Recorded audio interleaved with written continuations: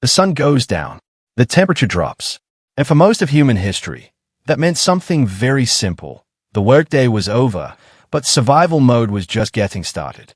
No streetlights, no locks on the door, no phone flashlight, just darkness, open sky, and whatever was moving out there in it. So what did people actually do once the light disappeared? Did they just lie down and pass out from exhaustion? Did they lie awake terrified until sunrise? The real answer, pieced together from sleep researchers, anthropologists, and studies of hunter-gatherer communities still living without electricity today, is stranger and more interesting than either guess. In this video, we break down the role fire played in extending the human day, how ancient humans actually slept, and for how long why temperature, not exhaustion, was often what put them to sleep, how the moon secretly ran their schedules, why night was reserved for talking, not working, what night watches and predator defense actually looked like. Let's start with the single biggest game changer in the history of human nighttime: fire. For most of the animal kingdom, night is a hard stop. Once the sun sets, a lot of species simply shut down, because darkness means limited vision and heightened danger. Early humans faced the same problem until they gained reliable control of fire, something researchers estimate happened in a serious, everyday way somewhere between about 400,000 and 1,000,000 years ago. Fire did three things at once. It kept large predators at a distance, since most big cats and other carnivores are naturally wary of flame and smoke. It provided warmth once the sun's heat vanished. And, maybe most importantly, it gave people light to do something with the extra hours that daylight never allowed for. That third point turns out to be a much bigger deal than it sounds. Anthropologist Polly Wiesner spent years studying the Juhonsi, a hunter-gatherer community in southern Africa, and compared what people talked about during the day versus what they talked about at night around a fire. The difference was dramatic. Daytime conversation was mostly practical: complaints, economic matters, negotiating who did what chore, sorting out disputes. Nighttime conversation, by contrast, was almost entirely social. People told stories. Long, elaborate stories about relatives, distant kin, memorable hunts, ancestors, myths, and disasters. Wiesner argued that firelight essentially created a new kind of time, one that wasn't needed for finding food or building shelter, and that this extra time became the space where culture itself got transmitted. Kids learn the tribe's history. Adults reinforce social bonds with people they might not see for months. Grudges got smoothed over. In other words, the campfire wasn't just cozy background noise.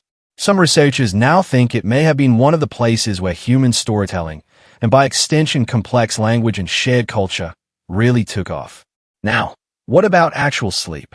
This is where things get surprising, because the popular idea that ancient humans slept in fragmented two-shift blocks, waking up in the middle of the night to do chores or think, mostly comes from studies of pre-industrial Europe, not from deep prehistory.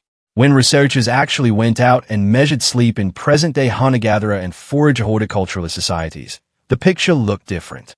A landmark study tracked the Hadza of Tanzania, the San of Namibia, and the Tamane of Bolivia, three groups spread across different continents with no direct cultural contact, none of them exposed to electric light or modern schedules. Using wrist-worn activity monitors, scientists found that all three groups slept in one consolidated block each night, not several broken segments, and that block lasted somewhere between 5.7 and 7.1 hours on average. That's actually on the shorter end of what modern doctors recommend, which surprised the researchers too. Even more interesting was what triggered sleep in the first place. It wasn't simply darkness, and it wasn't simply tiredness.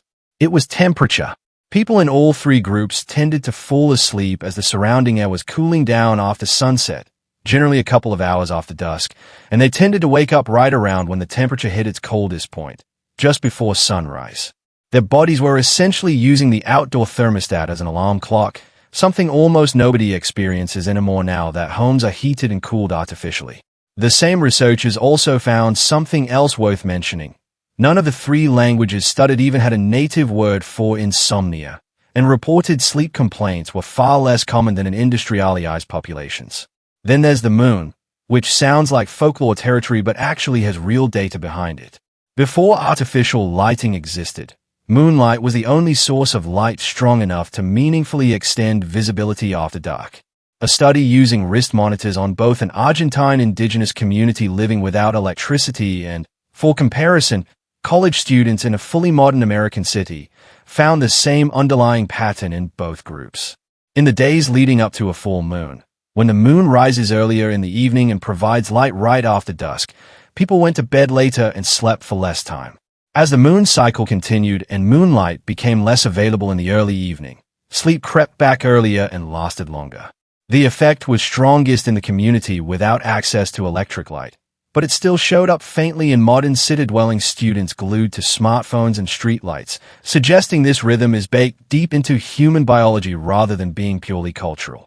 Some of the oral traditions collected alongside that same research also described full moon nights as times associated with more social and romantic activity, hinting that our ancestors' calendars may have quietly synced up with the sky in more ways than one. None of this means night was calm and cozy, though. Predators were a constant, real presence, and ancient communities didn't just trust the fire to handle everything on its own.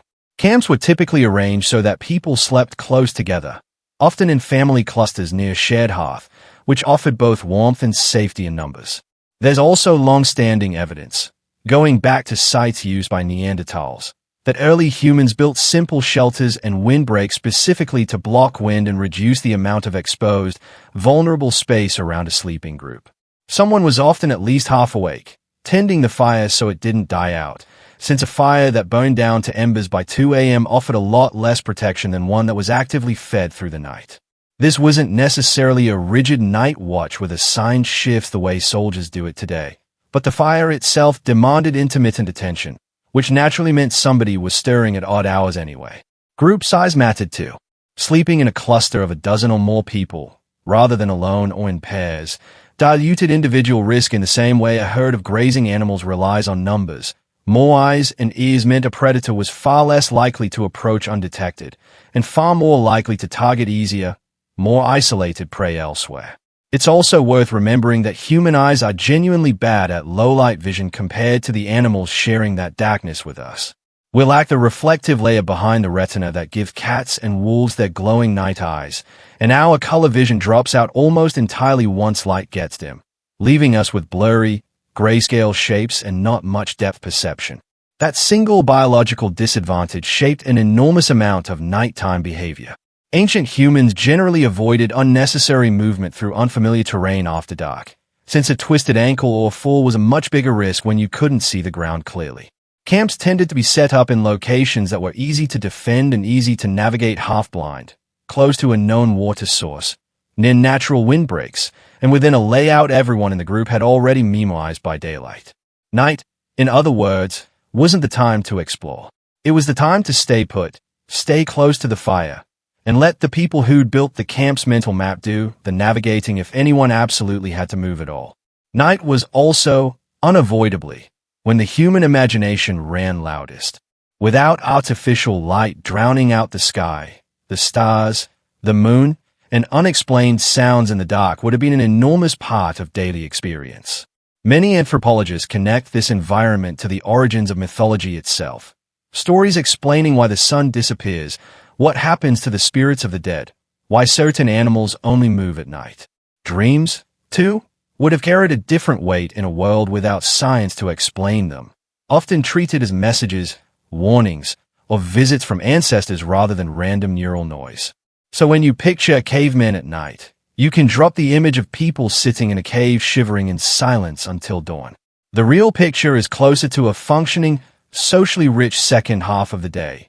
People gathered by a maintained fire, using firelight to keep the conversation and the culture alive, sleeping in one solid stretch that started and ended with the temperature outside, and unconsciously syncing parts of their lives to the phases of the moon overhead. It wasn't more peaceful than modern night, and it definitely wasn't safer. But it was a lot more social, a lot more connected to the environment, and honestly, probably a lot more interesting than most of our modern nights spent scrolling in bed. If this changed the way you picture ancient nights, let us know in the comments what part surprised you most, and stick around for more deep dives into how our ancestors actually lived.